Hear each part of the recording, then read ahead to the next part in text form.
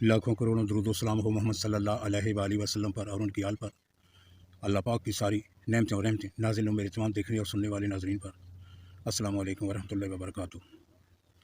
سورہ البقرہ کی آیت نمبر 121 سے تلاوت میں اردو ترجمہ اور ان آیات کا شان نزول بیان کیا جاتا ہے۔ اللہ پاک یہ فرمانا چاہتے ہیں کہ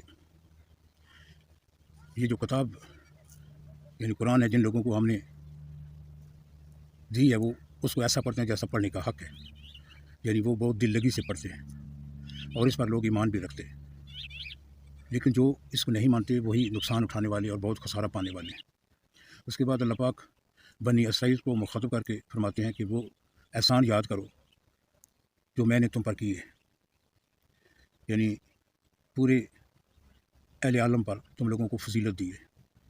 اس کے بعد اللہ پاک یہ فرمانا چاہتے ہیں کہ اس دن سے ڈرو جس دن کوئی شخص جو ہے وہ دوسرے کے کام نہیں آ سکے گا، نہ کسی کی سفارش ہوگی، نہ کسی کا کوئی فائدہ۔ جو کچھ ہوگا وہ انسان کا اپنا اعمال ہوں گے اور کسی کی کوئی مدد نہیں کر سکے گا۔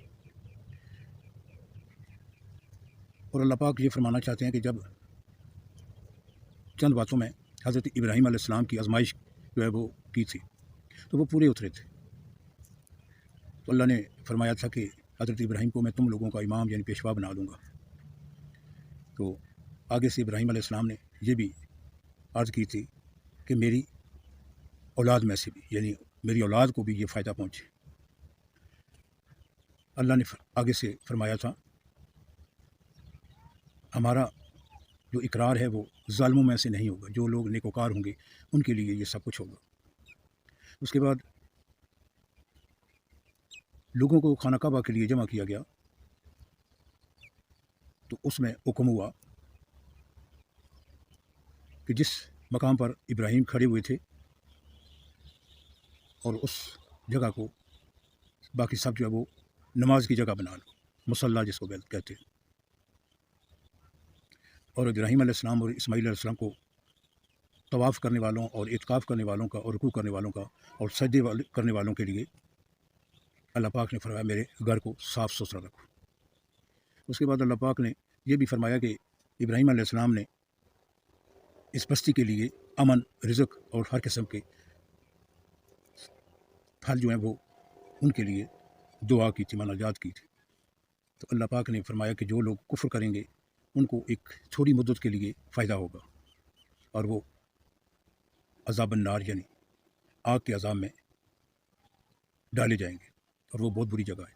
تو یہ بنی اسرائیل کے بعد حضرت ابراہیم علیہ السلام، حضرت اسماعیل علیہ السلام کا بھی ذکر آتا ہے۔ اللہ پاک قرآن پاک میں فرماتے ہیں اعوذ باللہ من الشیطان الرجیم بسم اللہ الرحمن الرحیم الذین آتیناہم الکتاب یتلونہ حق تلاوتہ اولئک یؤمنون بہ ومن یکفر بہ فاولئک هم الخاسرون۔ جن لوگوں کو ہم نے کتاب عنایت کی وہ اس کو ایسا پڑھتے ہیں جیسا اس کو پڑھنے کا حق ہے، یہی لوگ اس پر ایمان رکھنے والے ہیں، اور جو اس کتاب کو نہیں مانتے وہ خسارہ پانے والے ہیں۔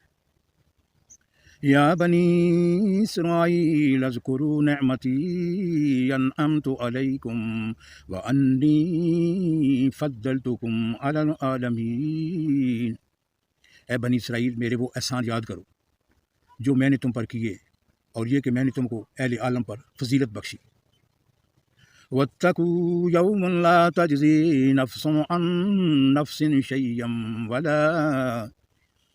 ولا يقبل منها عدل ولا تنفعها شفاعة ولا هم ينصرون۔ اور اس دن سے ڈرو جب کوئی شخص کسی شخص کے کچھ کام نہیں آئے گا اور نہ اس سے بدلہ قبول کیا جائے گا، نہ اس کو کسی کی سفارش کچھ فائدہ دے گی اور نہ لوگوں کو کسی اور طرح کی مدد مل سکے۔ وَإِذِ ابْتَلَىٰ إِبْرَاهِيمَ رَبُّهُ بِكَلِمَاتٍ فَأَتَمَّهُنَّ وَإِذِ ابْتَلَىٰ إِبْرَاهِيمَ رَبُّهُ بِكَلِمَاتٍ فَأَتَمَّهُنَّ قَالَ إِنِّي جاعلک للناس اماما قال ومن ذریاتی قال لا ینال عہد الظالمین۔ اور جب اللہ نے چند باتوں میں ابراہیم کی آزمائش کی تو ان میں وہ پورے اترے۔ اللہ نے کہا کہ میں تم کو لوگوں کا پیشوا بناؤں گا۔ انہوں نے کہا کہ پروردگار میری اولاد میں سے بھی پیشوا بنائیو۔ اللہ نے فرمایا کہ ہمارا اقرار ظالموں کے لیے نہیں ہوا کرتا۔ وَإِذْ جَعَلْنَا الْبَيْتَ مَثَابَةً لِلنَّاسِ وَأَمْنًا وَاتَّخِذُوا مِن مَّقَامِ إِبْرَاهِيمَ مُصَلًّى وَعَهِدْنَا إِلَىٰ إِبْرَاهِيمَ وَإِسْمَاعِيلَ أَن طَهِّرَ بَيْتِيَ لِلطَّائِفِينَ وَالْعَاكِفِينَ وَرُكَّعِ السُّجُودِ۔ اور جب ہم نے خانہ کعبہ کو لوگوں کے لیے جمع ہونے اور امن پانے کی جگہ مقرر کیا اور حکم دیا کہ جس مقام پر ابراہیم کھڑے ہوئے تھے اس کو نماز کی جگہ بنا لو، اور ابراہیم اور اسماعیل کو کہا کہ طواف کرنے والوں اور اعتکاف کرنے والوں اور رکوع کرنے والوں اور سجدہ کرنے والوں کے لیے میرے گھر کو پاک صاف رکھا کرو۔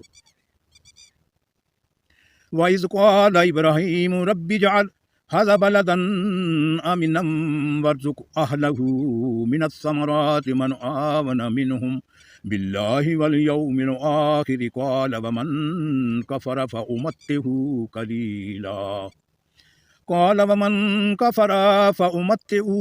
قَلِيلًا ثُمَّ أَضْطَرُّهُ إِلَىٰ عَذَابِ النَّارِ وَبِئْسَ الْمَصِيرُ۔